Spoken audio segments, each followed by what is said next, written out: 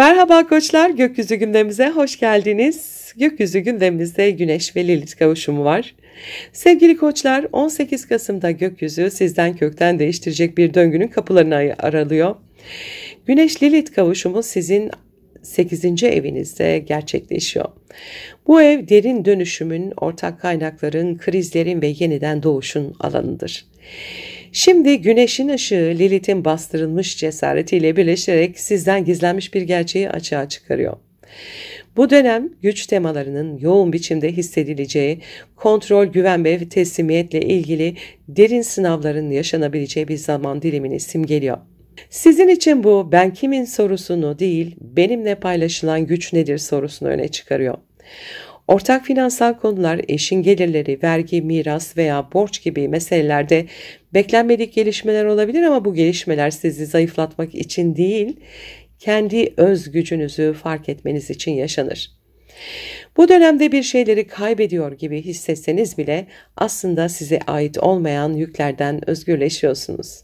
Bu kavuşuma eşlik eden büyük bir su üçgeni de var. Ruhsal derinliğinizi ve sezgilerinizi devreye sokuyor. Jüpiter ve Satürn ile üçgen açılar yapıyor bu kavuşum ve gökyüzünde büyük bir su üçgeni oluşuyor. Bu üçlü geçmişe ait bir duygusal hikayeyi, köklerinizdeki bir yarayı veya aile dinamiklerinden gelen bir güven sorununu onarmak için mükemmel bir fırsat yaratıyor. Geçmişte bastırdığınız öfke, suçluluk ya da korku duyguları şimdi bilince taşınıyor. Belki çocukluk döneminizde güçle ilgili bir çatışma yaşamıştınız. Şimdi bu hatırayı fark edip oradaki enerjiyi dönüştürme şansına sahipsiniz. Bir nevi duygusal detoks dönemindesiniz.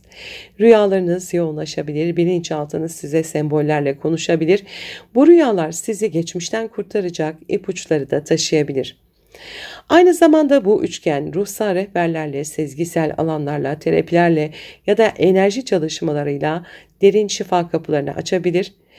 Kendinizi gözyaşlarınıza bıraktığınızda bile o gözyaşlarının sizi arındırdığını hissedebilirsiniz. Güç direnişte değil, şimdi teslimiyette saklı. Merkür ise 0 derece Yay burcunda 9. evinizde ve karşısında Uranüs var. Bu inançlar, dünya görüşü, akademik alan, uzak yolculuklar ve hukuki konular demek. Ve maddi değerleriniz, gelir kaynaklarınız ve öz değerinizle çarpışması. Bu karşıtlık, inanmak istediğiniz şeylerle gerçekte sahip olduklarınız arasındaki farkı çarpıcı bir şekilde gösterebilir. Beklenmedik bir haber, fikir değişimi ya da finansal bir uyanış yaşayabilirsiniz. Bir anda hayat felsefenizi, kariyer yönünüzü veya kazanç anlayışınızı değiştiren bir farkındalık anı gelebilir. Dikkat edin sevgili koçlar, bu dönemde büyük riskler almaktan, ani harcamalardan kaçının. Uranüs sizi yenilik yap diye dürtebilir ama önce zemini sağlamlaştırın. İnançlarınızı test eden bir bilgi, bir konuşma ya da bir karşılaşma size yeni bir vizyon sunacaktır. Önemli olan tepkisel değil, bilinçli tepki vermek. Bu gökyüzü size güçle barış dersi veriyor. Bir dönemin kapanışı gibi hissedebilirsiniz. Eski korkular, eski borçlar, hatta geçmiş ilişkiler gündeme gelebilir ama siz artık aynı siz değilsiniz. Artık kendi karanlığınızdan korkmuyorsunuz çünkü orada sizi yutan bir boşluk değil, yeniden doğuracak bir potansiyel var. Eğer bu dönemde terapi, meditasyon, enerji çalışmaları, dua, namaz gibi araçları kullanırsanız içsel gücünüzü yeniden yapılandırabilir, hayatınızın en sağlam duygusal temellerini atabilirsiniz. Birçok koç için bu dönem küllerinden doğuş enerjisidir. Bir kriz yeni bir bilgelik halini getirebilir. Sevgili koçlar, 18 Kasım'da gökyüzü size diyor ki artık geçmişte bastırdığın gücünü korkmadan geri al. Artık kendi derinliğini küçümseme. Karanlığınızdan korkmayın çünkü orada sizi güçlendirecek hakikatiniz yaşıyor. Eğer gölgeyle yüzleşmeyi göze alırsanız bu dönem hayatınızın en derin ve en özgürleştirici dönüşümü başlayabilir. Mutlu, umutlu, huzurlu, verimli bir süreç geçirmenizi diliyorum. Sevgiyle kalın. Merhaba boğalar, gökyüzü gündemimize hoş geldiniz. Gökyüzü gündemimizde Güneş ve Lilith'in Akrep Burcu'ndaki kavuşumu var. Sevgili boğalar, 18 Kasım günü gökyüzü sizi merkezine alan bir dönüşüm oyunu kuruyor. Akrep burcundaki Güneş Lilith kavuşumu sizin 7. evinizde sahne alıyor. Ortaklıklar, evlilik, açık düşmanlar ve aynalanma dönem alanı. Bu kavuşum ilişkilerinize, ortak projelerinize ve sizi ötekinin içinde tanımlayan alanlara ışık tutuyor. Lilith'in gölgesiyle Güneş'in bilinç ışığının birleşmesi, ilişkiler vasıtasıyla bastırdığınız, inkar ettiğiniz veya görünmez kıldığınız yönlerin gün yüzüne çıkmasını sağlar. Bu süreç birlikteliklerde güç dengelerini yeniden yapılandırma çağrısıdır. Artık biz tanımı sizin konfor alanınızı ve sınırlarınızı sorgulayacak. Onay almak için kullandığınız stratejiler, ilişkilerde üstlendiğiniz roller veya başkalarının beklentilerine göre küçülme eğiliminiz, bunun hepsi gözden geçiriliyor olacak. Bu kavuşum aynı zamanda Yengeç burcundaki Jüpiter'e ve Satürn'e, Balık burcundaki Satürn'e üçgen açıda olacaklar ve gökyüzünde büyük bir su üçgeni oluşacak. Bu süreç duygusal zeka, topluluk kaynakları ve geçmişle ilişki yoluyla şifalandırma getirecek. Jüpiter 3. evinizde yakın çevre, kardeşler, kısa yolculuklar ve zihinsel alışkanlıklar alanında içe dönük bir büyüme yaratıyor. Geçmişten gelen iletişimsel kalıplar, ailenin size verdiği konuşma biçimleri veya çocukluk dönemine ait inanışlar yeniden değerlendirilecek. Eski bir mesaj, beklenmeyen bir telefon veya yakın çevreden bir destek ya da itiraz, yürekten bir farkındalığa götürebilir sizi. Satürn ise 11. evinizde arkadaşlıklar, grup aidiyeti ve uzun vadeli hedeflerle ilgili sorumlulukların gözden geçirilmesi, kiminle aidiyet kurduğunuzu, hangi topluluğun size sınır koyduğunu ya da hangi ideallerin sizi sınırladığını tekrar değerlendiriyorsunuz. Retro Satürn eski taahhütleri ve grup dinamiklerinin yüklerini gösterir ve bunları yeniden düzenleme ihtiyacını getirir. Bu su üçgeni duygusal altyapınızı güçlendirecek, size sezgisel rehberlik sağlayacak. Ortak alanlarda ortaya çıkan yoğun duygular, öfke veya kıskançlık benzeri tepkiler aslında sizi daha derin bir empati ve gerçek bağ kurma kapasitesine yönlendirir. Kırılganlıklar doğru kullanıldığında dayanıklılığa dönüşür. Güneş ve Lilith 7. evinizde partnerinizin ve iş ortağınızın sizdeki karanlık noktalarını tetikleyecek ya da sizin ilişkinizde inkar ettiğiniz bir tarafın açığa vurulacağı anlamına gelir. Bu açığa çıkış, ilişkide güç oyunları, kıskançlık, manipülasyon ya da gizli gündemlerin su yüzüne çıkması şeklinde olabilir. Aynı zamanda partnerle paylaşılması gereken finansal meseleler, ortak mülk veya açık düşmanlıklar, yasal çatışmalar, açık kavga gündeme gelebilir. Sizden beklenen uygun rolü sorgulayacak durumlar oluşabilir. Teslimiyet yerine halk talebi doğacak bu dönemde. Lilith'in verdiği cesaretle ilişkilerde daha açık, kimi zaman daha sert ama isabetli sınırlar koyma gücü gelecek. Bu süreçte kaybetme hissi yaşanıyorsa dikkat edin, çoğu zaman kayıp yerine ayrışma vardır. Ayrışma ise bağımsızlık ve gerçeklik için gereklidir. Merkür ise bu dönemde 0 derece Yay burcunda ve karşısında Uranüs var. Özdeğer ve ortak kaynaklar ve derin paylaşımlar arasında bir çatışmayı tetikliyor. Ortak kaynaklar, miras, borçlar, başkasının parası, cinsellik veya ruhsal etik konularında yeni bir anlayış doğuyor. Fikirleriniz artık daha derin, daha felsefi, daha dönüştürücü olabilir. Hukuki ya da finansal bir bilgi sizi şaşırtabilir, bir sır açığa çıkabilir. Uranüs ise 1. evinizde kişisel tarzınız, görünüşünüz, günlük tavrınız ya da sizi çevreleyen maddi gerçeklik aniden değişim eğiliminde olabilir. Bu Uranüs geçmişten gelen özgürlük talepleriyle yüzleştiriyor. Gerçek ben olarak nasıl görünmek istiyorsunuz? Retro olması bu taleplerin geçmişten beri bastırılmış olabileceğini de gösteriyor.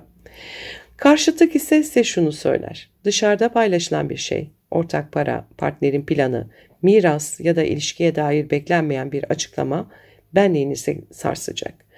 Bu sarsıntı aynı zamanda özgünlüğünüzü talep eden bir çağrı. Ani fikirler veya bir haber, ben kimim sorusunu biz ne paylaşıyoruz ile çarpıştırır. Bu partnerle aranızda uzun zamandır görmezden gelinen güç dengelerini açığa çıkarabilir. Gizli anlaşmalar, finansal bağımlılıklar veya rol uyuşmazlıkları su yüzüne çıkabilir. Bu ilişkinin yeniden tanımlanması için hem kriz hem de fırsat sunar. Ortak paralar, ortak yatırımlar veya bir miras meselesi beklenmedik bir bilgiyle sarsılabilir. Merkür 0 derece yayda bir belgenin, sözleşmenin veya hukuki bilginin ani etkisini simgeler. Acele etmeyin, acele karar vermeyin, Uranüs'ün şokunu soğutmadan adım atmayın. Size radikal yeniden kimlik yapılandırması istiyor Uranüs. Yeni bir görünüş, yeni bir atılım veya benliğinizi maddi düzeyde yeniden konumlandırma ihtiyacı olabilir. Ancak bunu aceleyle yapmayın, önce içsel özgünlüğün geri çağrılmasını bekleyin. Bu dönemde partnerinizle finansal ya da ortak sorumlulukları konuşmanız gerekiyorsa duygular ön plandayken değil sakin bir zamanda yazılı olarak netleştirin. Ne beklersiniz yerine ben ne kadar paylaşabilirim, hangi sınırlar benim için sağlıklı sorularına odaklanın. Beklenmeyene hazır olun ama panik yapmayın. Merkür-Uranüs dinamiği ani haberler getirir. Gelen bilgiyi hemen yaymayın, paylaşmayın. Bir analiz edin, önce panikle hareket etmek özellikle ortak finansal konularda size zarar verebilir. Uranüs'ün 1. evdeki uyarısı imajınız veya bir girişiminiz için radikal değişiklik istiyor olabilir. Eğer bir değişiklik yapacaksanız önce küçük testler yapın. Tam kırılma anında atılan büyük adımlar yerine aşamalı uygulamalar daha sağlam sonuç verecektir. Su üçgeninin şifasını kullanın, yakın çevrenizle, arkadaş grubunuzla veya destek aldığınız topluluklarla duygusal gerçekleri paylaşın. Satürn 11. evde güvenilir ilişkileri yeniden tanımlamanızı istiyor. Kiminle yürümek istediğinizi seçin. Akrep-Lilith kavuşumunun getirdiği gölge malzemesini rüya diliyle takip edin. Sabahları rüya notları tutun, ortaklık içinde tekrar eden semboller size yol gösterecektir. Ortak yatırımlar veya borç konularında yeni bir bilgi gelirse bir mali danışman veya avukatla görüşün. Merkür'ün fikirlerindeki coşku Uranüs'ün beklenmediğiyle birleşince fırsat görüldü atla refleksi tehlikeli olabilir. Sevgili boğalar, bu transit size bağımlılıklarınızı temizleyin derken aynı zamanda kendi sesinizi yeniden bulun diyor. Akrebin derinliği ortaklık alanınızda size yansıtılan karanlıkları aydınlatıyor. Bu aydınlanma bazen ayrılık getirir, bazen birlikte daha gerçekçi bir yol çizmenizi sağlar. Uranüs'ün 1. evdeki uyanışı ise bağımsız bir benlik inşa etme çağrısıdır ama bunu köklü ve aceleye getirilmemiş bir biçimde yapın. Bu süreç gerçek bir kişisel dönüşüm için zemin oluşturuyor. Hem bireyselliğinizi hem başkalarıyla kurduğunuz gerçek gücü dengeleme şansı, bilinçli sınırlar, açık iletişim ve duygusal şifa uygulamalarıyla bu geçiş size daha özgün ve daha gerçek ilişkiler kurabilen bir hale getirir. 18 Kasım ilişkilerdeki karanlık noktaları aydınlatacak, ortak kaynaklar ve partnerlikler sizi hem test edecek hem de özgürleştirecek. Duygusal içgörü, temkinli adımlar size en büyük güç dönüşümünü sağlayacaktır bu süreçte. Mutlu, umutlu, huzurlu bir süreç geçirmenizi diliyorum. Sevgiyle kalın. Merhaba ikizler, gökyüzü gündemimize hoş geldiniz. Sevgili ikizler, gökyüzü gündemimizde Güneş ve Lilith'in kavuşumu var. Akrep burcunda kavuşacaklar 18 Kasım'da sizin için görünenden çok daha derin bir dönüşüm hikayesini başlatıyor. 6. evinizde bu kavuşum günlük düzen, iş ortamı, sağlık, sorumluluk ve hizmet alanınız. Ve Lilith burada sizi rahatsız eden, bastırılmış ama artık görmezden gelinemeyen bir duygusal ve fiziksel gerçeği ortaya çıkarır. Bu kavuşum her şey yolunda maskesini indirir. Rutinin içinde sakladığınız öfke, aşırı yüklenme ya da değersizlik duygusu yüzeye çıkar. Belki iş yerinizde bir haksızlıkla, belki bir sağlık meselesiyle ya da ben hep başkalarına yetişirken kendim için ne yapıyorum sorusuyla yüzleşebilirsiniz. Ama şunu bilin sevgili ikizler, bu yüzleşme yıkım değil, arınma sürecidir. Artık hangi yüklerin size ait olmadığını, hangi görevlerin gönüllü sömürülere dönüştüğünü fark ediyorsunuz. Gökyüzünde bir de su üçgeni var. Bu kavuşum Jüpiter'le ve Satürn'le üçgen açılar içinde olacak ve büyük bir su üçgeni oluşacak gökyüzünde. Jüpiter size kendinize verdiğiniz değeri, sahip olduklarınızı ve güven duygunuzu sorgulama zamanı diyor. Belki uzun süredir kendi emeğinizin karşılığını alamadığınızı düşünüyorsunuz. Şimdi Jüpiter size soruyor. Gerçek güven kaynağın dışarıda mı? yoksa iç dünyanda mı? Maddi konularda geçmişten gelen bir durum, bir ödeme, borç ya da değer algısıyla ilgili mesele yeniden gündeme gelebilir. Bu kendinizi yeniden konumlandırma fırsatıdır. Satürn ise geçmişte aldığınız sorumlulukları yeniden yapılandırmanızı istiyor.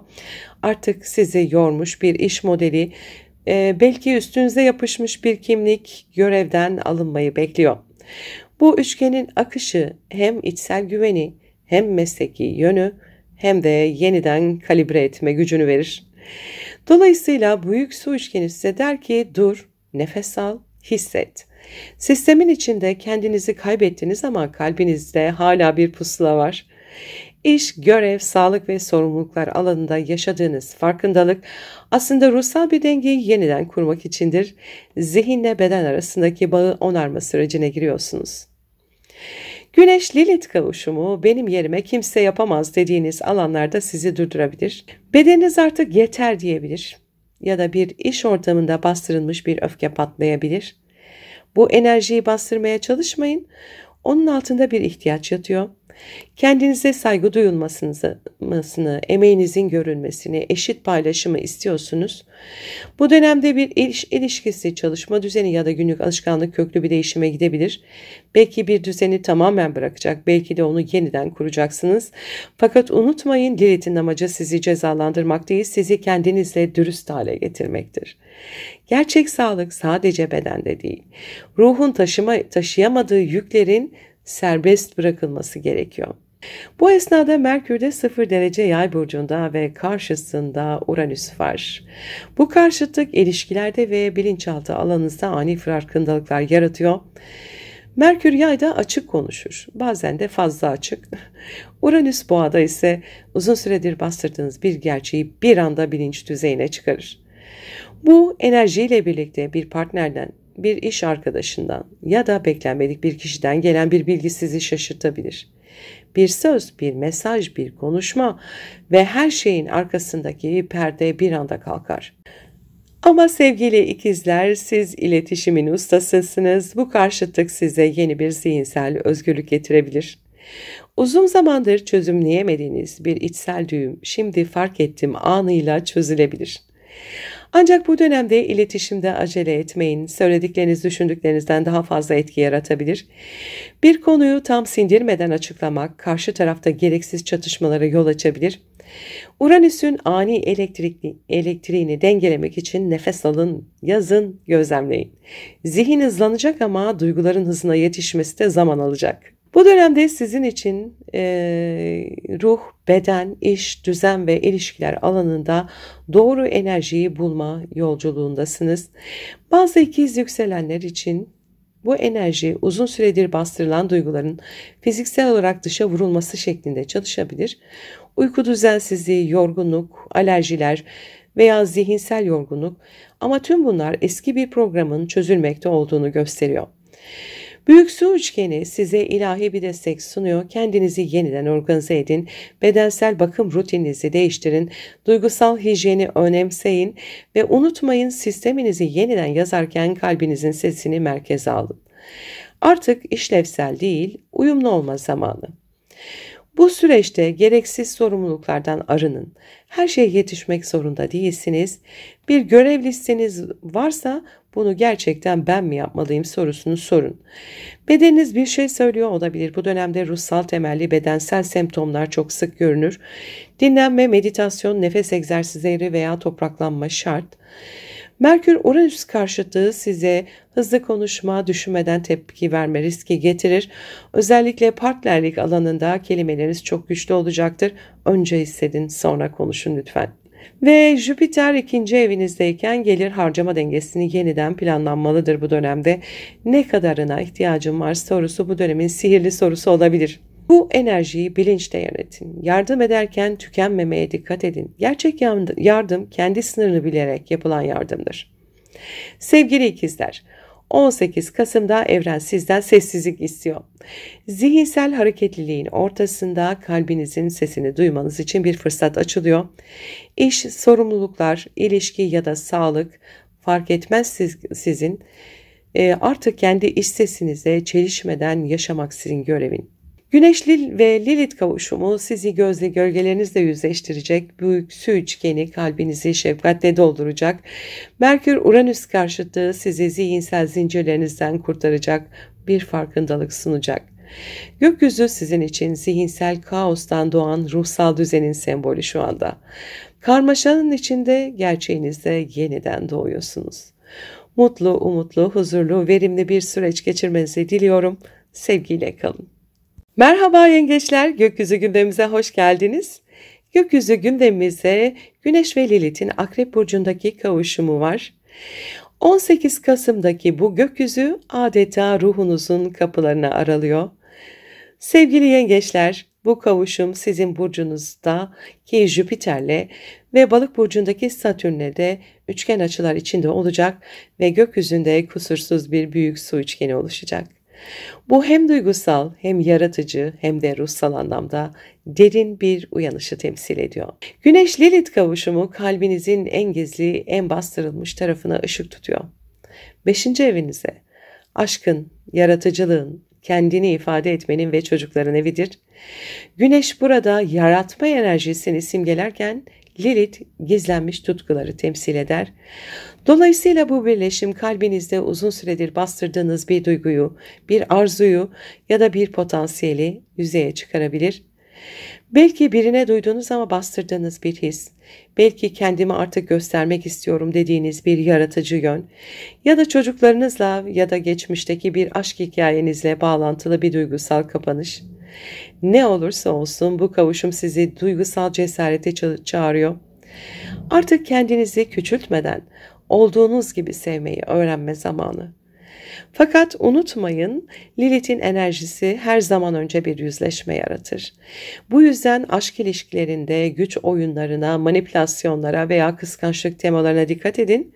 Kalbiniz şimdi saf sevgiyi arıyor, bağımlılığı değil. Bu dönem duygusal olgunlaşmanın ve içsel şifanın başlangıcıdır. Ve bu kavuşumun en güzel yanı bu büyük su üçgeni, bu üçlü birleşim bir duygusal denge halkası oluşturuyor. Jüpiter kendinizi yeniden tanımlamanıza yardımcı oluyor. Belki geçmişte fazla korumacı oldunuz. Belki kendi ihtiyaçlarınızı geri plana attınız. Şimdi Jüpiter size diyor ki senin şefkatin başkaları için değil sadece. Önce kendin için olmalı. Duygusal özgüveniniz yeniden inşa edilecek Jüpiter sayesinde. Satürn ise inanç sisteminizi, hayat felsefenizi, dünya görüşünüzü yeniden şekillendiriyor. Belki bir konuda bu böyledir diye düşündüğünüz şeylerin aslında hiç de öyle olmadığını fark edeceksiniz. Satürn burada gerçek bilgeliğin deneyimle geldiğini hatırlatıyor. Artık yaşadıklarınızı anlamlandırma sürecindesiniz. Bu üçgenin akışı sizi korur. Çünkü su elementinin enerjisi teslimiyetle gelen şifayı anlatır. Artık duygularınızla savaşmak yerine onları anlamayı öğreniyorsunuz. Bir şeyleri kontrol etmeye çalışmak yerine sezgilerinizin rehberliğine izin verin. Evren sizi duygusal olarak yıkmak değil, yeniden inşa etmek istiyor. Bu esnada Merkür ise 0 derece Yay burcunda ve karşısında Uranüs var. Bu güçlü karşıtlık, sosyal çevre, iş düzeni, sorumluluk dengesinde ani farkındalıklar yaratabilir. Bir arkadaşlık, ekip çalışması ya da topluluk bağlantısı üzerinden sizi şaşırtan bir gelişme yaşanabilir. Belki bir dostluk ilişkisinde gizli bir gerçeği fark edeceksiniz. Ya da belki bir iş arkadaşınızın sözleriyle kendi iç sınırlarınızı yeniden tanımlayacaksınız.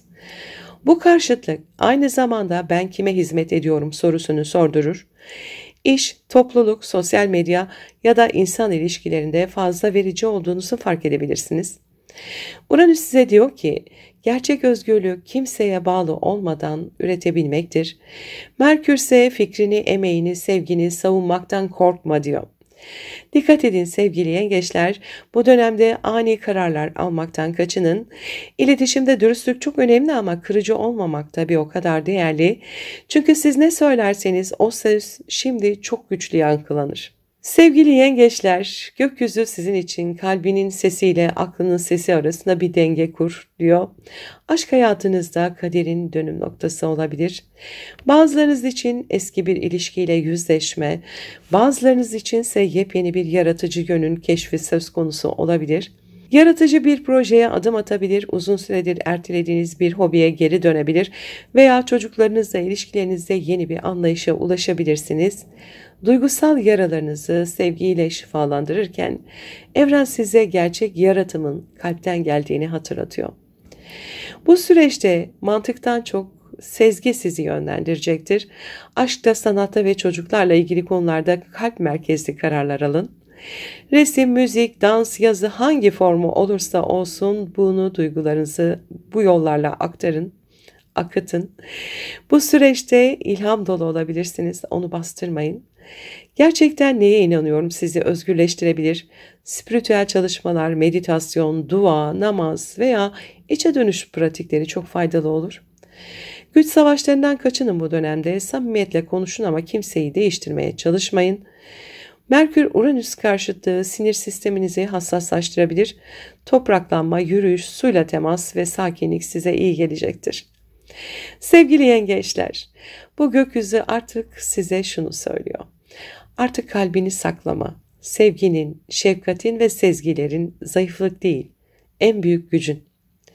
Güneş-Lilith kavuşumu sizi kendi iç ışığınızı sahiplenmeye çağırıyor. Jüpiter ve Satürn ise bu ışığı dünyaya nasıl yansıtacağınızı öğretiyor. Merkür-Uranüs karşıtı ise sizi uyandırıyor. Artık duygularınızdan utanmadan sezgilerinizin rehberliğinde yaşamayı öğreniyorsunuz. Bu dönem sizin için bir duygusal yeniden doğuş. Kalbinizin derinliklerinden gelen çağrıyı duyun. Çünkü bu çağrı sizi geleceğe değil, özünüze götürecek.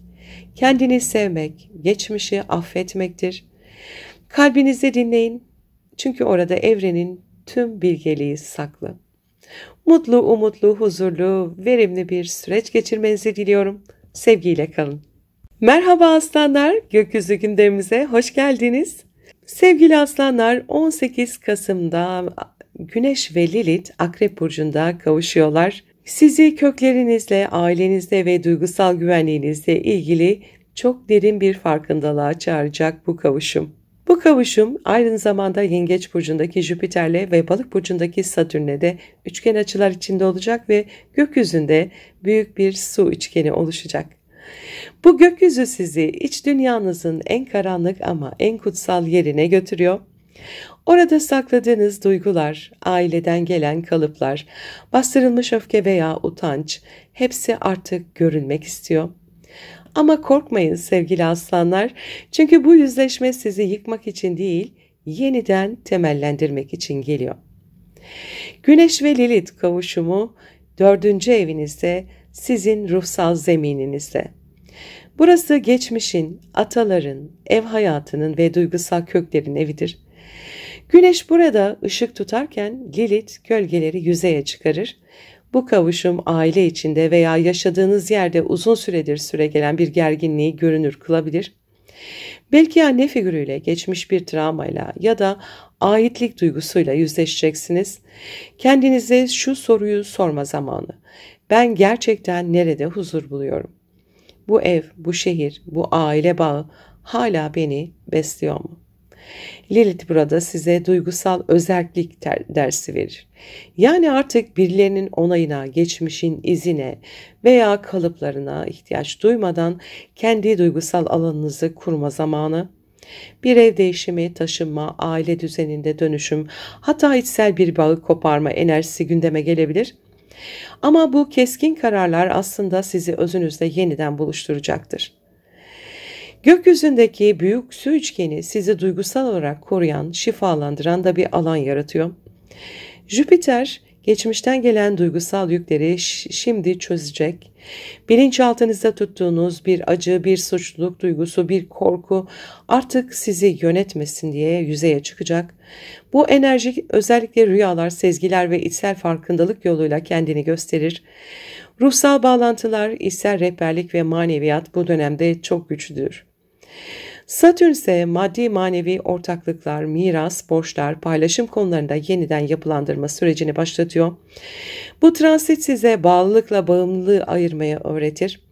Artık duygusal veya finansal olarak sizi tüketen bağları çözme cesaretine sahipsiniz. Bu üçgenin mesajı çok net. Köklerinizden korkmayın. Oradaki karanlık sizi güçlü kılan mirasınız. Bir dönem kapanıyor. Aile geçmişinizdeki bir yara artık bilgelik kaynağına dönüşüyor. Artık geçmişin çocuğu değil, kendi iç evinizin sahibi oluyorsunuz.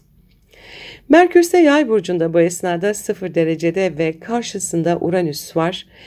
Bu kişisel istekler ile toplumsal sorumluluklar arasında bir gerilim yaratır. Bir yanda kendim olmak istiyorum diyen bir iç ses, diğer yanda ama ne derler, ne olur diyen bir dış ses. İşte bu karşıtlık sizi tam bu iki kutbun ortasında bırakabilir. Bazı aslanlar için bu iş aile dengesinde ani bir değişim anlamına gelebilir. Belki bir iş yöneticinizde gerginlik, beklenmedik bir kariyer haberi veya statü değişimi gündeme gelebilir. Uranüs burada artık eski düzende kalamazsın der. Merkür kendi fikirlerini savun der. Bu enerji size yepyeni bir vizyon getirir. Fakat dikkat edin, dürtüsel kararlar almayın. Büyük adımların zamanı 18 Kasım civarı değil, sadece farkındalık zamanı bu günler. Siz fark edin, sonra adım atarsınız. Bu gökyüzü sizin için geçmişle gelecek arasında güçlü bir köprü kuruyor. Aile mirası, duygusal kökler, ev değişikliği, ebeveyn figürleri veya içsel güven konuları gündemde olacak. Ama bu dönemde bir şey çok net. Siz artık kendi yuvanızın güneşi oluyorsunuz. Artık başkalarının sizi onaylaması gerekmiyor. Artık sevgi koşula değil, farkındalığa dayanıyor. Belki gözyaşı dökeceksiniz ama o gözyaşı bir dönemin temizliği olacak. Bu dönemde evinizde bir şeyler değişiyor olabilir, bir fiziksel taşınma olabileceği gibi duygusal bir temizlik de olabilir. Sizi beslemeyen ortamlardan uzaklaşın. Meditasyon, dua, rüya analizi veya enerji çalışmaları çok iyi gelir bu dönemde. Bastırılmış korkularınız ya da bastırılmış konular yüzeye çıkabilir. Şefkatli ama net olun. Kendi duygusal alanınızı koruyun. İş yerinde beklenmedik haberler olabilir. Tepki vermeden önce yön değişikliğinin gerçekten size faydalı olup olmadığını değerlendirin. Şifa bulursunuz yaratıcılıkla bu dönemde. Yazı, sanat, tasarım ya da sahne gibi alanlarda üretken olabilirsiniz. Sevgili aslanlar, bu gökyüzü size diyor ki artık kendi evinin kraliçesi ya da kralı ol. Geçmiş seni tanımlamasın, sadece güçlendirsin. Güneş-Lilith kavuşumu size karanlıkla barışmanın gücünü getiriyor. Jüpiter ve Satürn iç dünyanızı yeniden yapılandırıyor. Merkür-Uranüs ise sizi bir yeni yaşam vizyonuna hazırlıyor. Bir devre kapanıyor. Artık dışarıdan gelen ışığa değil, kendi iç ışığınıza güvenme zamanı. Köklerinizden kaçmayın, onları dönüştürün. Çünkü gerçek güç geçmişin gölgesinde değil, oradan doğan bilgelikte. Mutlu, umutlu, huzurlu, verimli bir süreç geçirmenizi diliyorum. Sevgiyle kalın. Merhaba Başaklar, gökyüzü gündemimize hoş geldiniz. Gökyüzü gündemimizde Güneş ve Lilith'in Akrep Burcu'ndaki kavuşumu var. Sevgili Başaklar, 18 Kasım'da gökyüzü sizin için bir farkındalık eşiği açıyor. Güneş ve Lilith Akrep Burcu'nda sizin 3. evinizde kavuşuyorlar. Bu kavuşum Yengeç Burcu'ndaki Jüpiter'e, Balık Burcu'ndaki Satürn'le de üçgen açılar içinde olacak ve birlikte muhteşem bir büyük su üçgeni oluşturacaklar. Bu üçgenin merkezinde sizin zihin dünyanız, düşünceleriniz, iletişiminiz ve algınız yer alıyor. Yani gökyüzü diyor ki zihnini sustur, sezgini dinle. Bu dönem dış seslerin, dedikoduların, haberlerin, fikirlerin içinde kaybolmuş zihninizin artık ruhunuzun rehberliğine teslim olma zamanıdır. Güneş ve Lilith'in 3. evinizde buluşması sözlerin, düşüncelerin ve iletişim biçiminizin kökten değişeceğini gösteriyor. Bu artık konuşulmayanın konuşulacağı bir dönem. Saklanan bir bilgi, bastırılmış bir fikir ya da kendinize bile itiraf etmekte zorlandığınız bir düşünce şimdi açığa çıkabilir. Lilith burada zihinsel özgürlüğü temsil eder. Yani başkalarının ne düşündüğüne aldırmadan kendi gerçeğinizi dile getirme cesareti kazanıyorsunuz. Belki kardeşlerle, yakın çevreyle ya da komşularla gündeme gelen bir konu sizi bu yüzleşmeye itebilir. Bu enerji bazen gergin, bazen keskin bir iletişim tarzı da yaratabilir. Ama unutmayın sevgili Başaklar, siz detayların ustasısınız. Bu kez ayrıntıya değil, anlamın özüne odaklanın.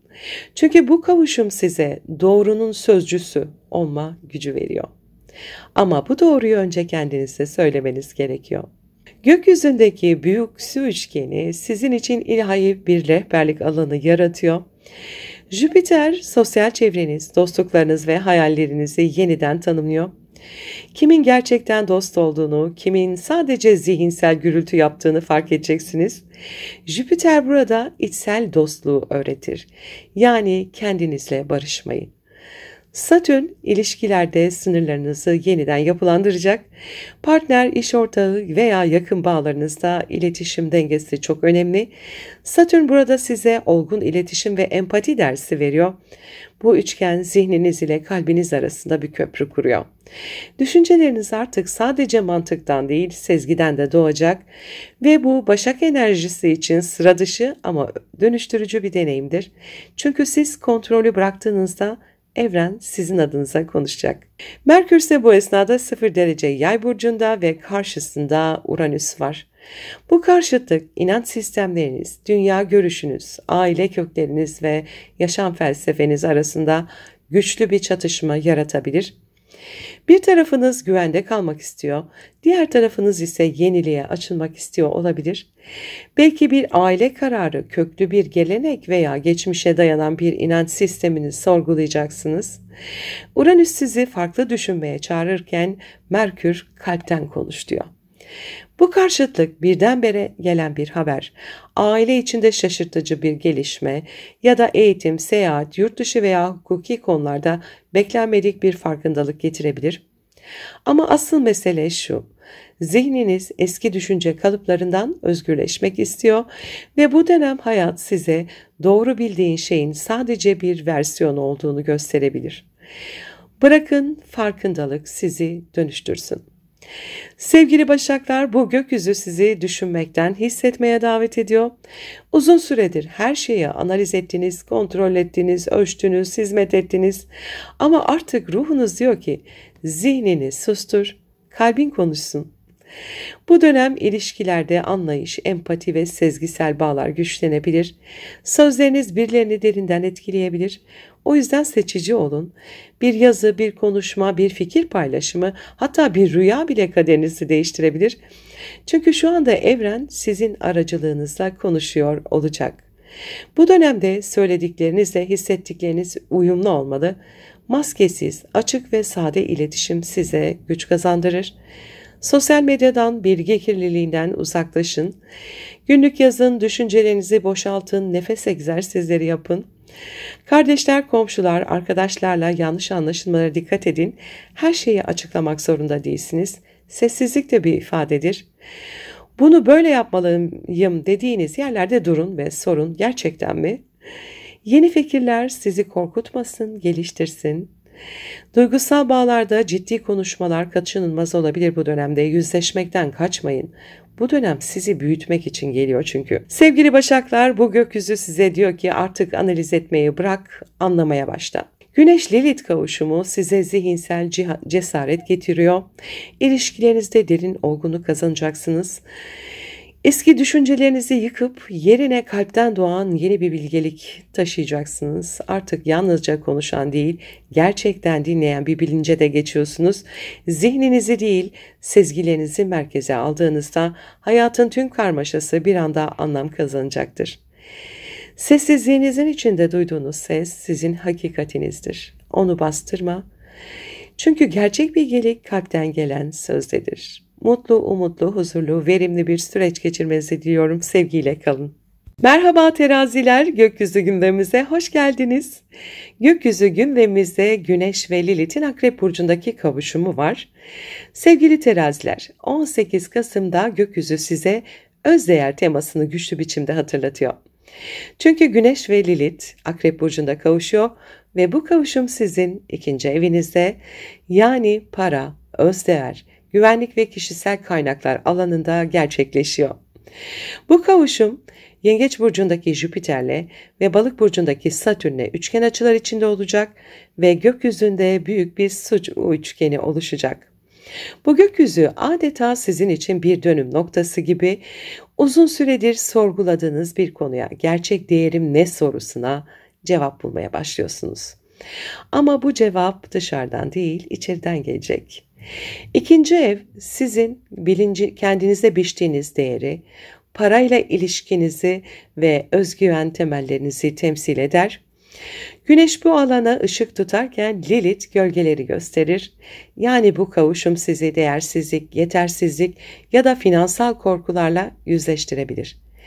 Belki uzun zamandır çabalıyor ama karşılığını alamıyor hissediyorsunuz. Belki de başkalarının onayıyla var olduğunuz bir döngüde sıkıştınız. Şimdi gökyüzü size diyor ki, kendini artık başkalarının terazisiyle tartmayı bırak. Bu kavuşum finansal bir konuda ani farkındalık getirebilir. Bir gelir kaynağının bitişi, yeni bir yatırım fırsatı ya da para kazanma biçiminizde köklü bir dönüşüm olabilir. Ama bu kayıp değil, özgürleşmedir. Çünkü Lilith burada para aracılığıyla değer öğrenme dersini başlatıyor. Birine, bir işe ya da bir sisteme bağımlı olmadan da kendinizi güçlü hissedebilirsiniz.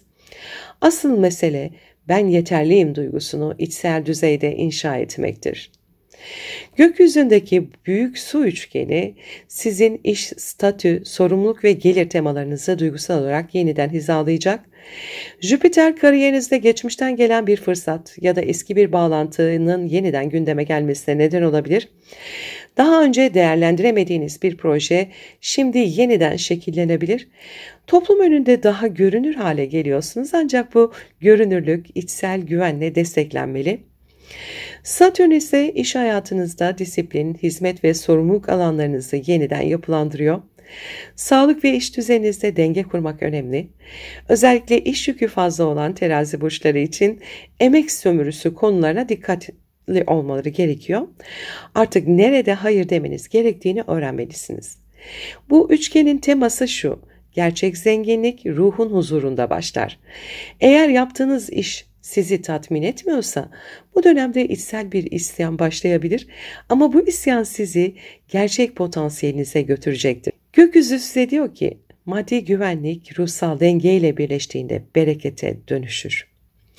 Merkür ise bu esnada Yay burcunda 0 derecede ve karşısında Uranüs var. Bu parasal farkındalık ve gizli bilginin açığa çıkması temalarını harekete geçiriyor. Bu karşıtlık ortak paralar, miras, borçlar, vergiler, yatırım ya da paylaşılan gelirlerle ilgili sürpriz bir gelişme getirebilir. Belki bir ödeme, beklenmedik bir gelir ya da gizli bir bilginin ortaya çıkışı söz konusu olabilir.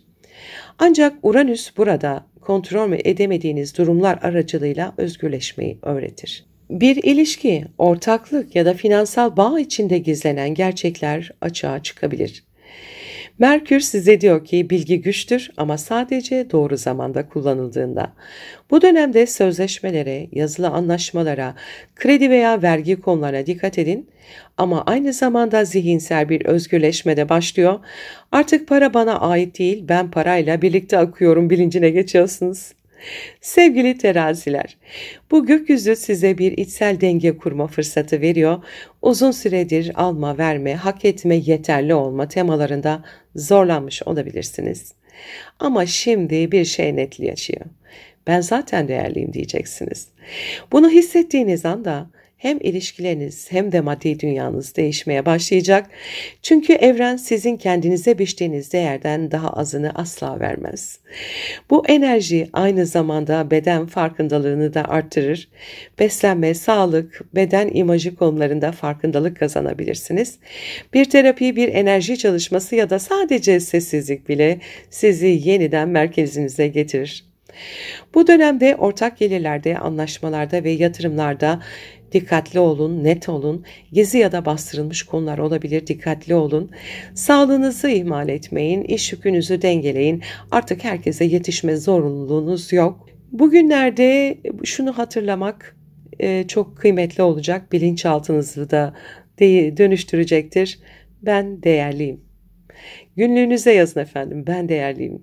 Kariyerle ilişkili fırsatları da değerlendirin bu dönemde. Çünkü Jüpiter 10. evinizde, geçmişte ertelenen bir fırsat yeniden karşınıza çıkabilir.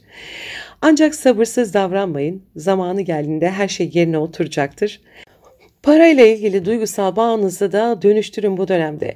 Sevgili teraziler, bu gökyüzü size diyor ki değerini bilmediğin sürece hayat seni sınar. Ama siz artık o sınavdan geçeceksiniz.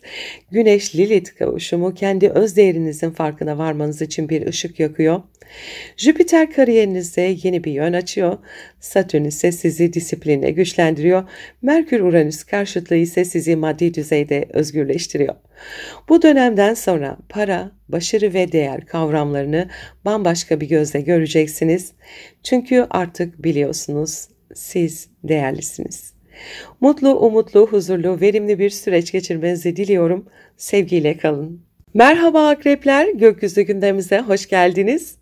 Gökyüzü gündemimizde Güneş ve Lilith'in Akrep Burcu'nda yani sizin burcunuzdaki kavuşumu var.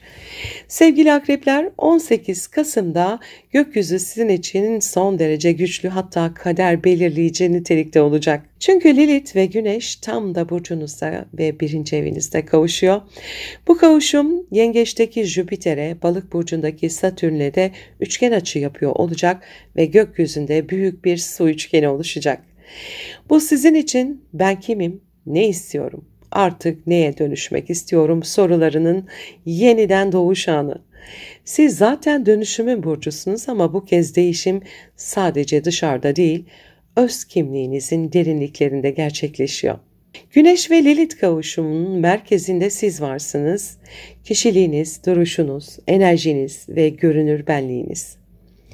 Güneş burada parlamayı, Lilith ise kendi gölgenizle yüzleşmeyi ister. Bu da size olağanüstü bir içsel güç kazandırır ama önce cesaretle karanlığa bakmanız gerekir. Belki bu dönem ben kim olduğumu bilmiyorum hissiyle dolacaksınız. Belki geçmişte bastırdığınız öfke, tutku ya da ifade edilmemiş bir parça şimdi yüzeye çıkacak. Sevgili akrepler, bu yüzleşmeden kaçmayın. Çünkü Lilith burada size şu mesajı getiriyor. Gölgeni sahiplen, yoksa o seni yönetir. Bu kavuşum sizi baştan yaratmak için geliyor. Artık başkalarının gözünde güçlü görünmek değil, gerçekten güçlü hissetmek istiyorsunuz ve bunun yolu maskeleri indirmekten geçiyor. Bu süreçte dış dünyada da bir yenilenme olabilir, görünüşünüzde, tarzınızda, hatta yaşam yönünüzde keskin bir değişim. Ama bu değişim bir imaj değişikliği değil sadece, bir ruhun yeniden doğuşu. Gökyüzündeki büyük su üçgeni adeta ilahi koruma enerjisi taşıyor. Sizi hem ruhsal hem yaratıcı anlamda destekliyor olacak. Jüpiter inançlarınızı, hayat felsefenizi ve dünyaya bakış açınızı yeniden tanımlıyor. Belki geçmişte sizi sınırlayan bir inanç sistemi, bir eğitim ya da kültürel kalıp artık dar geliyor. Artık kendi hakikat öğretiniz doğuyor. Satürn ise kalbinizi disipline ediyor. Aşk, çocuklar, yaratıcı projeler ve tutkular alanında olgunlaşma zamanı, sevgi kavramını artık sadece duygusal bir eylem ya da deneyim olarak değil, bir sorumluluk olarak da göreceksiniz. Bu üçgenin enerjisiyle duygusal olgunluk, ruhsal bilgelik ve öz farkındalık birleşiyor. Bu sizin içsel şamanlık halinizdir akrep burçları.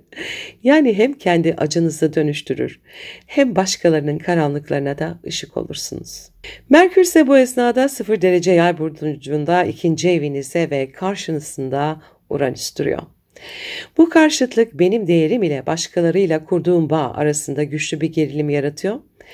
İlişkilerde ani açıklamalar, beklenmedik konuşmalar, hatta şok edici farkındalıklar gündeme gelebilir.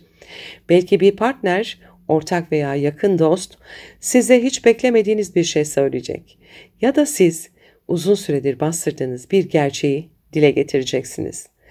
Bu enerji bağımsızlık ihtiyacını tetikler. Bir yanda bağ kurmak, diğer yanda özgür olmak arzusu.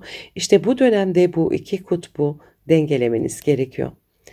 Uranüs ilişkilerde özgürleşmeyi isterken Merkür değerleriniz üzerinden konuşmak istiyor. Sonuçta ortaya çıkan şey bir gerçeklik konuşması olacak ve bu konuşma sizi kim olduğunuzun daha net farkına vardıracak. Sevgili akrepler, bu gökyüzü sizi maskesiz varoluşa çağırıyor. Uzun zamandır kendi gücünüzü başkalarının onayına göre ölçmüş olabilirsiniz. Ama artık bu döngü bitiyor.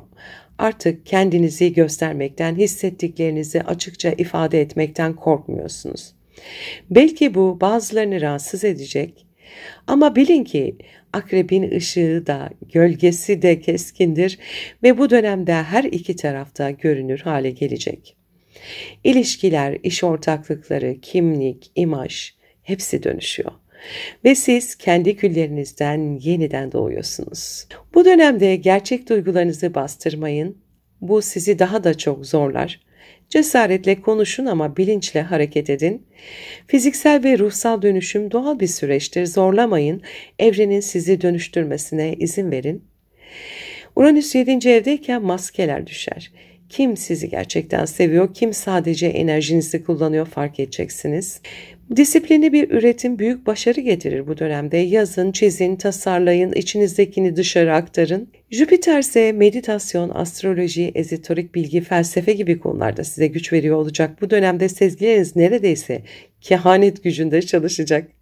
Sevgili akrepler, bu gökyüzü size diyor ki kendini kaybettiğin yerde gerçek benliğini bulacaksın. Güneş Lilith kavuşumu sizi maskesiz, filtresiz en gerçek halinize döndürüyor. İnançlarınızı ve yaratıcılığınızı derinleştiriyor. İlişkilerde dürüstlüğün kaçınılmaz olduğunu hatırlatıyor. Siz artık gizlenen değil, ışığıyla var olan bir akrep olacaksınız ve bu kez gücünüz korkudan değil, farkındalıktan doğuyor. Karanlık seni yutmak için değil, seni yeniden doğurmak için var. Mutlu, huzurlu, verimli bir süreç geçirmenizi diliyorum. Sevgiyle kalın.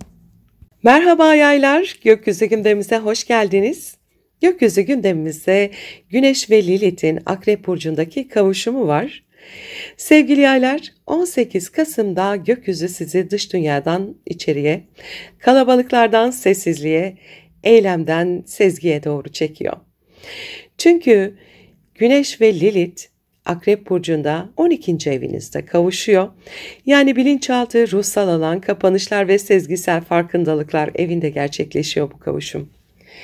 Ve bu kavuşum Yengeç Burcu'ndaki Jüpiter'e, Balık Burcu'ndaki Satürn'e üçgen açı yapıyor ve hepsi büyük bir su üçgeni oluşturuyor gökyüzünde. Bu sizin için görünmeyen dünyanın enerjilerini açığa çıkaran, ruhunuzu temizleyen ve geçmişin zincirlerini kıran çok özel bir süreç.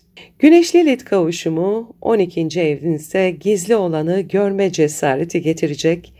Evrenin perde arkasıdır 12. ev. Burada olanlar genelde gözle görünmez ama derinden hissedilir. Güneş bu alana ışık tutarken Lilith karanlıkta kalan duygularınızı yüzeye çıkaracaktır. Bu dönemde rüyalarınız, sezgileriniz, içsel çağrılarınız olağanüstü güçlenebilir. Ama aynı zamanda bastırdığınız korkular, suçluluk duyguları ya da geçmişin gölgeleriyle karşılaşabilirsiniz. Sanki bilinçaltınız size artık temizlik zamanı diyor. Belki bir döngü kapanabilir, belki bir ilişki, bir inanç, bir alışkanlık artık sonuna geldi. Ama bu son aslında bir ruhsal yeniden doğuşun habercisi. Lilith burada karanlık düşmanın değil, öğretmenindir diyor. Bu kavuşum sizi içsel gücünüzle tanıştırıyor. Artık kimseye göstermek zorunda olmadığınız bir güce uyanıyorsunuz. Sessiz, görünmez ama derin bir kudret. Bu büyük su üçgeninin hem geçmişin yüklerinden kurtulmayı hem de duygusal şifayı getiriyor olacak. Jüpiter derin duygusal dönüşüm enerjisini barındırırken bu psikolojik farkındalık, terapi, ruhsal çalışma, meditasyon gibi alanlarda çok büyük açılımlar getirebilir. Ayrıca geçmişe ait bir borç, miras veya bağ varsa çözülüyor. Satürn ise köklerinizi, ailenizi, içsel güven duygunuzu yeniden yapılandırıyor. Aileyle ilgili eski bir karma temizleniyor olabilir. Bu dönemde geçmişi affetmek, duygusal yükleri bırakmak çok önemli. Bu büyük su üçgeni sizi derin bir içsel huzura davet ediyor. Ama bu huzur dışarıda değil, içinizdeki sessizlikte doğacak. Belki yalnız kalmak isteyeceksiniz. Belki sessizlik artık korkutucu değil, şifalı gelecek size bu dönemde. Merkür ise aynı anda 0 derece Yay burcunda, yani sizin burcunuzda ve karşısında Uranüs duruyor. Bu karşıtlık zihin beden ekseninde güçlü bir farkındalık yaratır. Bir yanda artık farklı düşünmek istiyorum diyen bir benlik, diğer yanda alışkanlıkların, rutinlerin arasında sıkışan bir enerji. Bu enerjiyle birdenbire fikirleriniz değişebilir, kendinizi ifade etme biçiminiz dönüşebilir, adeta zihniniz bir yeniden başlatma sürecine giriyor. Aynı zamanda sağlık, iş düzeni, çalışma biçimiyle ilgili ani farkındalıklar da gündeme gelebilir. Bu bana iyi gelmiyor dediğiniz şeyleri bırakmak Uranüs'ün hediyesidir. Ama dikkat edin, bu enerji sabırsızlık yaratabilir. Düşünmeden konuşmak, plan yapmadan karar vermek riskli olabilir. Yay burcunun ateşiyle Uranüs'ün elektriği birleştiğinde sözcükler de çok güçlüdür ama aynı zamanda yıkıcı olabilir. O yüzden önce sezgilerinizi dinleyin, sonra konuşun. Sevgili yaylar, bu gökyüzü sizin için bir arınma portalı gibi. Bitiremediğiniz ne varsa şimdi tamamlanıyor, bırakamadığınız ne varsa evren sizden alıyor ve siz daha hafif, daha özgür, daha farkında bir benliğe doğuyorsunuz. Artık dış dünyada koşuşturmak yerine bir süre kendi iç dünyanıza yönelmek en doğru hareket olur. Çünkü burada bulacağınız cevaplar sadece sizi değil, çevrenizi de dönüştürecek. Bu enerji ayrıca spiritüel yeteneklerinizi de güçlendirir. Rüyalar, semboller, senkronize veya sezgisel farkındalıklar artar. Evren sizinle semboller aracılığıyla konuşuyor olacak. Dikkatle dinleyin. Bu süreçte meditasyon, doğa yürüyüşleri, müzik veya dua iyi gelebilir. Zihninizi susturduğunuzda iç rehberiniz konuşacaktır. Dikkat edin. Affetmek, bırakmak, kapatmak, artık geçmişi taşımak zorunda değilsiniz. Sinir sisteminiz biraz hassas olabilir bu dönemde. Dinlenme ve beslenme düzeninizi ihmal etmeyin. Rüyalar mesaj taşıyabilir. Bir cümle, bir sembol, bir duygu size rehber olabilir. Dikkatli olun. Yazmak, resim yapmak, meditasyon, müziği dinlemek gibi aktiviteler ruhun arınmasını hızlandırabilir. Sevgili yaylar, bu gökyüzü size diyor ki yavaşla. Çünkü cevap senin iç sessizliğinde. Güneş Lilith kavuşumu sizi kendi iç karanlığınızla barıştıracak, geçmişin yüklerini hafifletecek ve zihinsel zincirlerinizden kurtaracak. Siz artık ruhsal olarak yenileniyorsunuz. Bir sayfa kapanıyor ama başka bir sayfa açılıyor. Ve başrolde artık gerçek siz varsınız. Mutlu, umutlu, huzurlu, verimli bir süreç geçirmenizi diliyorum. Sevgiyle kalın. Merhaba oğlaklar, gökyüzü gündemimize hoş geldiniz. Gökyüzü gündemimizde Güneş ve Lilith'in Akrep Burcu'nda kavuşumu var. Sevgili oğlaklar, 18 Kasım'da gökyüzü sizin için ilişkiler, dostluklar ve toplumsal bağlar alanında güçlü bir dönüşüm enerjisi taşıyor. Ruhunuzu aynalayan insanlarla yüzleşeceksiniz bu dönemde. Güneş ve Lilith Akrep Burcu'nda kavuşuyor. Bu kavuşum sizin 11. evinizde, yani arkadaşlıklar, sosyal çevre, hayaller ve kolektif hedefler alanında gerçekleşiyor. Aynı anda Yengeç Burcu'ndaki Jüpiter ve Balık Burcu'ndaki Satürn bu kavuşuma üçgen açılar yapıyor ve gökyüzünde büyük bir su üçgeni oluşturuyor. Bu hayatınızda insan ilişkilerinin, dostlukların ve ait olduğunuz çevrelerin yeniden tanımlanacağı güçlü bir dönem anlamına geliyor. Güneş ve Lilith kavuşumu size bir ayna tutuyor. Kimlerle yan yanasın ve neden?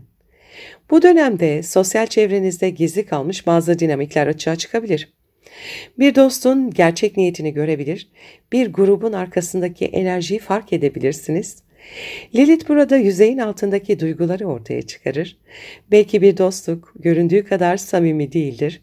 Belki de uzun zamandır sizi sessizce kıskanan, enerjinizi kullanan bir çevre vardır. Ama artık perde kalkıyor. Bu kavuşum size aynı zamanda özgürleşme fırsatı verir. Kendinizi zorla ait hissettiğiniz bir topluluktan ayrılabilirsiniz ya da sizi kısıtlayan bir sosyal rolü geride bırakabilirsiniz. Ve ilginçtir, bazen bu enerji sizi tamamen yeni insanlarla da tanıştırır. Ruhsal olarak daha uyumlu, sezgisel bağ kurabileceğiniz insanlarla. Yani bu bir temizlik dönemidir. Gerçek dostlar kalır, sahte bağlar çözülür. Büyük su üçgeninin enerjisi kalpten gelen bağlantıları güçlendirir. Lilith ve Güneş Akrep burcundayken sosyal farkındalık, dostlukların dönüşümü anlamı gelirken Jüpiter Yengeç'te ikili ilişkilerde, evlilikte, ortaklıklarda duygusal büyüme getirir. Satürn Balık'ta düşüncelerinizi olgunlaştırma, kelimelerinizde bilgelik kazanma durumunu getirir. Bu üçgen size derin duygusal bağları onarma fırsatı da veriyor. Belki geçmişte kırdığınız biriyle yeniden konuşacaksınız. Belki bir ilişki, dostluk ya da ortaklık yepyeni bir farkındalıkla yeniden doğacak. Ama dikkat edin, bu dönem samimiyet sınavıdır. Artık yüzeyde duran çıkar temelli ilişkiler devam edemez. Gerçek duygu, derinlik ve güven, İşte bunlar kalıcı olan enerjilerdir. Bu esnada Merkür ise 0 derece Yay burcunda 12. evinizde ilerliyor. Tam karşısında ise Uranüs var. Bu karşıtlık zihinsel olarak oldukça elektrikli bir atmosfer yaratır. Bir yanda bilinçaltınızda kaynayan düşünceler, diğer yanda aşk, çocuklar ve yaratıcı projelerdeki beklenmedik gelişmeler. Bu enerjiyle birdenbire farkındalık yaşayabilirsiniz. Uzun zamandır bastırdığınız bir fikir, duygu ya da istek aniden patlak verebilir. Belki de bir aşk ilişkisiyle ilgili gizli bir konu açığa çıkar ya da içinizdeki yaratıcı enerji artık bastırılamaz hale gelir. Bu dönem rüyalarınıza dikkat edin. Zihinle kalp arasında görünmeyen bir elektrik hattı var. Ne düşündüğünüz, ne hissettiğiniz ve neye inandığınız artık aynı potada birleşmek istiyor. Ama unutmayın, Uranüs sabırsızdır. Merkür ise dürtüseldir. Söylemeden önce 2 kez düşünün, özellikle gizli bilgiler veya duygular söz konusuysa. Sevgili oğlaklar, bu dönem size bir gerçeği hatırlatıyor. Hayat kimlerle çevrili olduğunuzla şekillenir. Güneş Lilith kavuşumu sizi çevrenizdeki enerji ağını fark etmeye çağırıyor. Bazı bağlar artık ruhsal olarak doygunluğa ulaştı. Bazıları ise sizi yukarıya taşıyacak kadar derinleşiyor. Bu dönemde doğru insanlarla bir araya gelirseniz kariyeriniz, projeleriniz ve sosyal etkinlikleriniz büyüyebilir. Ama yanlış çevrelerde kalırsanız enerji kaybı yaşarsınız. Evren diyor ki artık kimlerle yürüdüğüne dikkat et. Bu dönemde artık kim size iyi geliyor, kim enerjinizi tüketiyor fark edeceksiniz. Gerçek dostluklar güçlenirken sahte bağlar çözülür. Sözleriniz kalıcı izler bırakacaktır. Kırıcı olmadan net olmayı öğrenin. Jüpiter duygusal büyüme getiriyor. Gerçek paylaşım yüzeysel bağlantılardan çok daha değerlidir. Beklenmedik ilhamlar getirebilir Uranüs. Sanat, müzik, yazı ve tasarım gibi alanlarda üretim yapın. İç sesinizi dinleyin bu dönemde. Rüyalarınız ve sezgileriniz çok güçlü mesajlar taşıyacaktır. Sevgili oğlaklar, bu gökyüzü size diyor ki güç yalnız yürümekte değil, doğru insanlarla yürümeyi seçmektedir. Güneş Lilith kavuşumu sizi ilişkilerde farkındalığa taşıyor. Hem duygusal hem zihinsel olgunlaşmayı getiriyor. Bilinçaltınızdaki yaratıcı kıvılcımı açığa çıkarıyor. Bu süreçte kim olduğunuzu daha net hatırlayacaksınız. Gerçek bağlarla çevrili olmanın ne kadar değerli olduğunu anlayacaksınız. Mutlu, umutlu, huzurlu, verimli bir süreç geçirmenizi diliyorum. Sevgiyle kalın. Merhaba kovalar, gökyüzü gündemimize hoş geldiniz. Gökyüzü gündemimizde Güneş ve Lilith'in Akrep burcundaki kavuşumu var. Sevgili kovalar, 18 Kasım'da gökyüzü adeta hayat planınızı yeniden çiziyor olacak. Çünkü Güneş ve Lilith Akrep Burcu'nda kavuşuyor ve bu kavuşum sizin 10. evinizde, yani kariyer, statü, hedefler ve toplumsal duruş alanında gerçekleşiyor.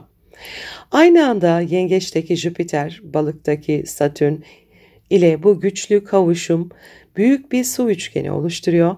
Bu kombinasyon hayat yönünüzde köklü bir dönüşümü, hatta bir kader sıçramasını simgeliyor. Güneş ve Lilith kavuşumu 10. evinizde gücünüzü geri alıyorsunuz. 10. ev toplum önünde kim olduğunuzu, hedeflerinizi, başarı anlayışınızı temsil eder. Güneş burada parlamayı isterken Lilith kendi karanlık tarafınızı görünür kırar. Bu hem güçlenme hem yüzleşme sürecidir. Uzun süredir toplumun, ailenin veya iş çevrenizin sizden beklediği biri gibi davranmış olabilirsiniz. Ama şimdi içinizde bir ses yükseliyor. Artık kendi yolumdan gitmeliyim.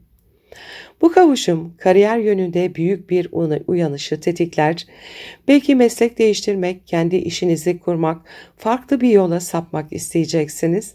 Belki de içten içe bu benim gerçeğim değil dediğiniz bir rolden sıyrılacaksınız.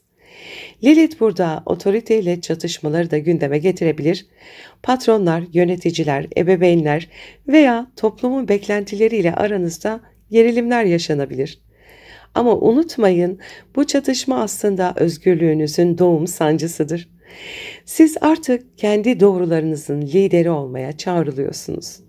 Bu yüzden bu dönem görünürde kriz gibi yaşanan olaylar aslında sizi gerçek yönünüze taşır. Bu oluşan büyük su üçgeni güç ve inançlar arasındaki dengeyi sağlamanıza yardımcı olur. Bu üçgen sizin kariyer, duygusal kökler ve maddi değerler ekseninizde gerçekleşiyor. Bu sizi maddi güven ile ruhsal misyon arasında denge kurmaya çağırıyor. Jüpiter iş ortamınızda değişim, görev alanınızda büyüme istiyor. Belki farklı bir alana geçiş, belki bir hizmet biçiminin dönüşümü. Ancak retro olduğu için önce iç motivasyonunuzu keşfetmeniz gerekir. Gerçekten ne için emek veriyorsunuz? Satürn ise Balık'ta para, değer ve öz saygı alanında yapılandırma dönemini getirmiş. Maddi sorumluluklar artabilir ama bu sizi olgunlaştırıyor. Artık neye yatırım yapacağınızı sadece parayla değil, ruhla da seçiyorsunuz.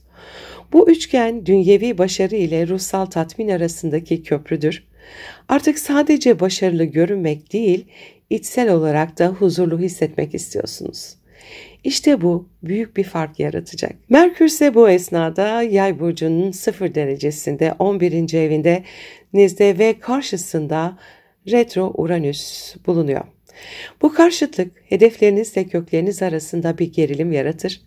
Bir yanınız yeni ufuklara açılmak isterken bir yanınız güvenli alanına tutunmak isteyebilir. Bu enerjiyle aniden fikir değiştirebilir, kariyer veya yaşam yönünüz hakkında radikal kararlar alabilirsiniz. Bir hedefi bırakmak, yeni bir vizyona yönelmek ya da toplumsal duruşunuzu farklı bir şekilde ifade etmek mümkündür. Uranüs 4. evdeyken ailevi konular veya geçmişten gelen duygusal kalıplar da tetiklenebilir. Sanki evren diyor ki, kendi köklerini yeniden tanımla, ancak o zaman özgürce yükselebilirsin. Merkür'ün etkisiyle bu farkındalık önce zihinde başlar ama Uranüs'ün enerjisiyle bir anda somut bir değişime dönüşebilir. Bu yüzden acele kararlar yerine sezgilerinizi dinleyin. Sevgili kovalar, bu gökyüzü sizin için bir toplumsal yeniden doğuş enerjisi taşıyor. Artık yalnızca başarılı olmak değil, anlamlı olmak istiyorsunuz. Yıllardır emek verdiğiniz bir alan artık size hizmet etmiyor olabilir. Ve evren şimdi size yeni bir yön sunuyor. Ama önce eski benliğinizden özgürleşmeniz gerekiyor. Bu dönem hem profesyonel hem kişisel olarak ben kimim, neyi temsil ediyorum sorusunu yeniden yazma zamanıdır. Ve cevabı bulduğunuzda dış dünyada görünürlük kazanmanız kaçınılmaz olur. Bazılarınız için bu dönem kariyer değişimi, statü dönüşümü veya toplumsal rol kayması anlamına gelebilir ama her durumda sonuç aynı. Daha özgün, daha gerçek, daha özgür bir siz. Bu dönemde ne kadar kazandığınız değil, ne kadar anlam bulduğunuz önemli. Ruhunuzu yoran değil, besleyen hedeflere yönelin. Lilith 10. evdeyken kontrol savaşları yorucu olabilir. Tepki vermek yerine stratejik olun. Uranüs 4. evdeyken geçmişte bıraktığınız bir fikir yeniden canlanabilir. Evden çalışma, yaratıcı iş modelleri veya dijital alanlar destekleniyor olacak. Satürn ise 2. evdeyken gelir gider dengesini yeniden yapılandırın. Sabırlı bir maddi büyüme sizi uzun vadede güçlendirir. Sesinizi duyurmak yeni kapılar açabilir. Toplumsal konuşmalar ve fikir liderliği vurgulu olacak bu dönemde. Sevgili kovalar, gökyüzü size diyor ki gerçek özgürlük kendi yönünü seçmektir. Güneş-Lilith kavuşumu sizi toplumun önündeki imajınızla yüzleştirecek, hem maddi hem manevi temellerinizi yeniden kurmanızı sağlayacak, sizi eski kalıplardan kurtararak yeni bir vizyona taşıyacak. Bu dönem kariyer kaderinizin yeniden yazıldığı bir dönemeçtir. Korkmayın, çünkü bu değişim sizi daha özgün, daha güçlü ve daha kendiniz yapan bir yöne taşır. Mutlu, umutlu, huzurlu, verimli bir süreç geçirmenizi diliyorum. Sevgiyle kalın. Merhaba balıklar, gökyüzü gündemimize hoş geldiniz. Gökyüzü gündemimizde Güneş ve Lilith'in Akrep Burcu'ndaki kavuşumu var. Sevgili balıklar, 18 Kasım'da gökyüzü sizin için bir tür ruhsal uyanış kapısı açıyor. Çünkü Güneş ve Lilith Akrep Burcu'nda kavuşuyor ve bu kavuşum sizin 9. evinizde, yani inançlar, yüksek bilinç, yaşam felsefesi ve kader yönü alanında gerçekleşiyor. Aynı anda Yengeç Burcu'ndaki retro Jüpiter ve Balık Burcu'ndaki retro Satürn ile de bu kavuşum büyük su üçgeni oluşturuyor. Bu hem sezgisel hem ruhsal olarak çok güçlü bir formasyondur. Sizin gibi su elementinden bir burç için bu adeta evrenle doğrudan bağlantıya geçmek gibidir. Lilith ve Güneş kavuşumu sizin için hakikatin karanlık yüzünü aydınlatıyor. 9. ev, ben dünyayı nasıl görüyorum, neye inanıyorum, hangi gerçeğe hizmet ediyorum sorularının evidir. Ve şimdi burada Lilith ve Güneş el ele veriyor. Bu sizi derin bir içsel sorgulamanın ortasına çekebilir. Belki yıllardır doğru sandığınız bir inanç sistemi artık size dar geliyordur. Belki de kutsal bildiğiniz bir değer sorgulanmaya başlamıştır. Ama sevgili balıklar, bu sorgulama bir kayboluş değil, bir uyanıştır. Çünkü Lilith burada size şunu fısıldar: gerçek inanç korkudan değil, farkındalıktan doğar. Bu dönemde hayata bakış açınız, hatta anlam arayışınız kökten değişebilir. Yeni bir felsefe, spiritüel bir yönelim, eğitim veya yolculuk bu dönüşümü tetikleyebilir. Kimileriniz için bu dönem fiziksel bir seyahatten çok daha derin ruhunuzun yolculuğu da olabilir. Güneş ve Lilith kavuşumunun Jüpiter ve Satürn'le kurduğu büyük su üçgeni adeta ilahi bir koruma kalkanı gibi çalışır. Sizi hem ruhsal olarak güçlendiriyor hem de kimliğinizi yeniden inşa ediyor. Jüpiter yengeçte kalpten gelen inançların yeniden doğuşunu simgeliyor. Bu dönem yaratıcılığınızın ruhsal bir kapı haline geldiğini gösteriyor. Sanat, yazı, müzik, çocuklarla ilgili konular, kalpten gelen her şey şifa getiriyor. Satürn balıkta kendinizi yapılandırmanızı sağlıyor. Kim olduğunuz, neye inandığınız, nasıl bir iz bırakmak istediğiniz netleşiyor. Bu da size içsel bir kararlılık ve güç kazandırıyor. Bu üçgen ben kimim ile neye inanıyorum sorularını birleştiriyor. Sanki evren size diyor ki kendini tanı, çünkü kaderin o bilgeliğin üzerine inşa edilecek. Bu dönemde sezgileriniz olağanüstü açık olacak. Rüyalar, semboller, tesadüf gibi görünen olaylar aslında her biri evrenden gelen rehberlik mesajları olacak. Merkür ise Yay burcunda 0 derecede ve 10. evinizde, yani kariyer, toplum önü ve statü alanında ve karşısında 4. evinizdeki retro Uranüs var. Bu karşıtlık düşünce biçiminizde ve hedeflerinizde ani değişiklikleri tetikleyebilir. Bir anda yön değiştirmek, farklı bir kariyer yolu çizmek ya da tamamen yeni bir toplumsal rol üstlenmek isteyebilirsiniz. Ayrıca aile kökleriniz, geçmiş inanç kalıplarınız veya yetişme tarzınızla ilgili farkındalıklar da açığa çıkabilir. Belki yıllardır farkında olmadan taşıdığınız bir aile inancı artık sizin için anlamını yitirir. Bu farkındalık sizi özgürleştirir. Merkür-Uranüs hattı farklı düşünmenin cesaretidir. Artık toplumun sizden beklediği biri değil, ruhunuzun seçtiği kişi olmak istiyorsunuz. Bu dönemde zihniniz parlak ama sabırsız olabilir. Büyük kararlar almadan önce sezgilerinizi dinleyin. Sevgili balıklar, bu dönem sizin için sadece bir astrolojik geçiş değil, adeta bir karmik bilinç yükselmesi. Siz su elementinin sezgisel gücünü temsil ediyorsunuz ve bu büyük su üçgeni o gücü aktif hale getiriyor. İlahi planla uyumlu hissetmeye başlayabilirsiniz. Olaylar, tesadüfler ve karşılaşmalar anlamlı bir örüntüye dönüşür. Belki artık neden değil, ne öğretmek istiyor diye sormaya başlarsınız. Bu dönem öğretmenlerle, rehberlerle veya ruhsal figürlerle yollarınız kesişebilir. Bir söz, bir kitap, bir olay kaderinizi değiştirebilir. Ama unutmayın, gerçek öğretmen dışarıda değil, içinizde konuşan o sessiz sezginiz. Bu dönemde eski kalıpları bırakın, yeni felsefelere, bilgiye, deneyime açık olun. Ruhsal eğitimler, astroloji, felsefe veya psikoloji ile ilgilenmek verimli olur. Evren sizinle sembollerle konuşuyor olacak. Bu dönemde sezgiler, mesajlar çok güçlü gelebilir.